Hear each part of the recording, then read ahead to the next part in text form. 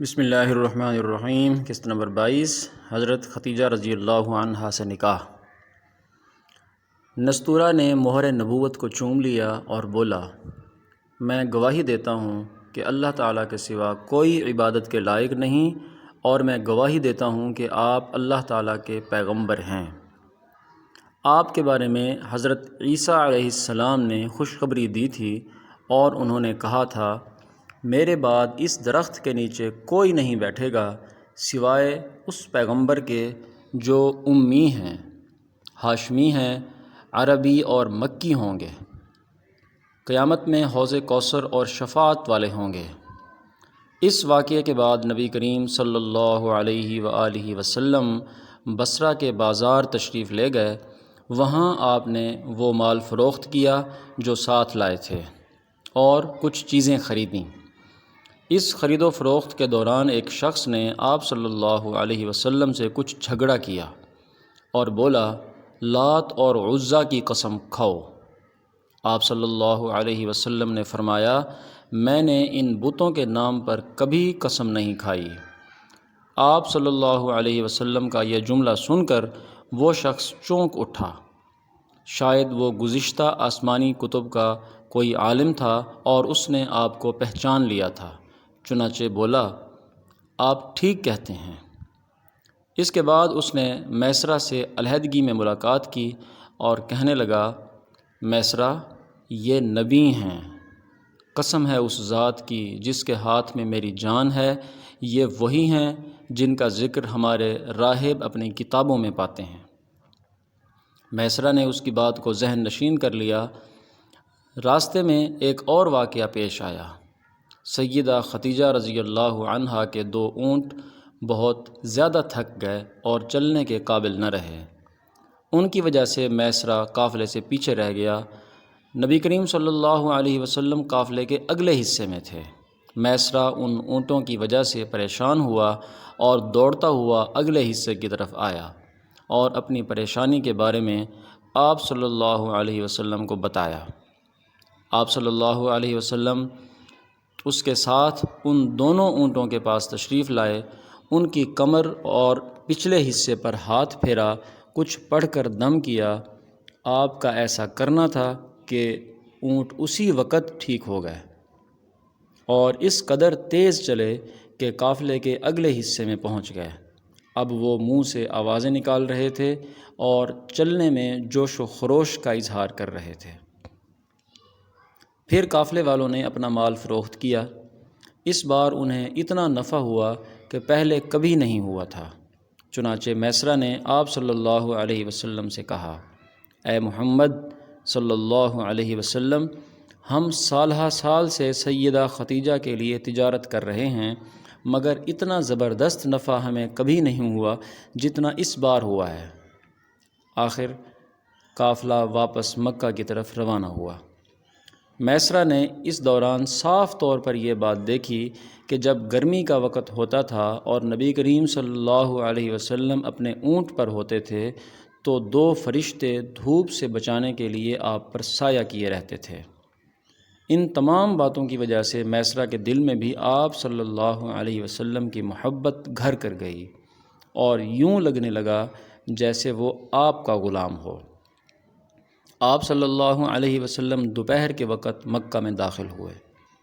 آپ صلی اللہ علیہ وسلم باقی قافلے سے پہلے پہنچ گئے تھے۔ آپ صلی اللہ علیہ وسلم سیدھے حضرت ختیجہ رضی اللہ عنہا کے گھر پہنچے۔ وہ اس وقت چند عورتوں کے ساتھ بیٹھی تھیں۔ انہوں نے دور سے آپ صلی اللہ علیہ وسلم کو دیکھ لیا تھا۔ آپ اونٹ پر سوار تھے اور 2 فرشتے آپ پر سایہ کیے ہوئے تھے۔ حضرت ختیجہ رضی اللہ عنہا نے یہ منظر دوسری عورتوں کو بھی دکھایا۔ وہ سب بہت حیران ہوئیں۔ اب آپ صلی اللہ علیہ وسلم نے حضرت ختیجہ رضی اللہ عنہا کو تجارت کے حالات سنائے، منافع کے بارے میں بتایا۔ اس مرتبہ پہلے کی نسبت 2 گنا منافع ہوا تھا۔ حضرت ختیجہ رضی اللہ عنہا بہت خوش ہوئیں۔ انہوں نے پوچھا، میسرہ کہاں ہے؟ آپ صلی اللہ علیہ وسلم نے بتایا، وہ ابھی پیچھے ہے۔ یہ سن کر سیدہ نے کہا، آپ فوراً اس کے پاس جائیے اور اسے جلد از جلد میرے پاس لائیے۔ آپ صلی اللہ علیہ وسلم واپس روانہ ہوئے۔ حضرت خدیجہ رضی اللہ عنہا نے دراصل آپ کو اس لیے بھیجا تھا کہ وہ پھر سے وہی منظر دیکھنا چاہتی تھیں اور جاننا چاہتی تھیں کہ کیا اب بھی فرشتے ان پر سایہ کرتے ہیں یا نہیں۔ جو ہی آپ صلی اللہ علیہ وسلم روانہ ہوئے، یہ اپنے مکان کے اوپر چڑھ گئیں اور وہاں سے آپ کو دیکھنے لگیں۔ آپ صلی اللہ علیہ وسلم کی شان اب بھی وہی نظر آئی۔ اب انہیں یقین ہو گیا کہ ان کی آنکھوں نے دھوکہ نہیں کھایا تھا۔ کچھ دیر بعد آپ صلی اللہ علیہ وسلم میسرہ کے ساتھ ان کے پاس پہنچ گئے۔ حضرت خدیجہ رضی اللہ عنہا نے میسرہ سے کہا، میں نے محمد صلی اللہ علیہ وسلم پر 2 فرشتوں کو سایہ کرتے ہوئے دیکھا ہے، کیا تم نے بھی کوئی ایسا منظر دیکھا ہے؟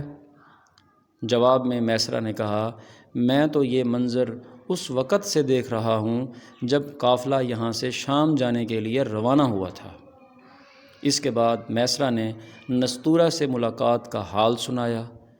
دوسرے آدمی نے جو کہا تھا وہ بھی بتایا، جس نے لات اور عزیٰ کی قسم کھانے کے لیے کہا تھا، پھر اونٹوں والا واقعہ بتایا۔ یہ تمام باتیں سننے کے بعد سیدہ خدیجہ رضی اللہ عنہا نے آپ صلی اللہ علیہ وسلم کو طے شدہ اجرت سے 2 گنا دی، جبکہ طے شدہ اجرت پہلے ہی دوسرے لوگوں کی نسبت 2 گنا تھی۔ ان تمام باتوں سے سیدہ خدیجہ رضی اللہ عنہا بہت حیران ہوئیں۔ اب وہ اپنے چچا زاد بھائی ورقہ بن نوفل سے ملیں۔ یہ پچھلی کتابوں کے عالم تھے۔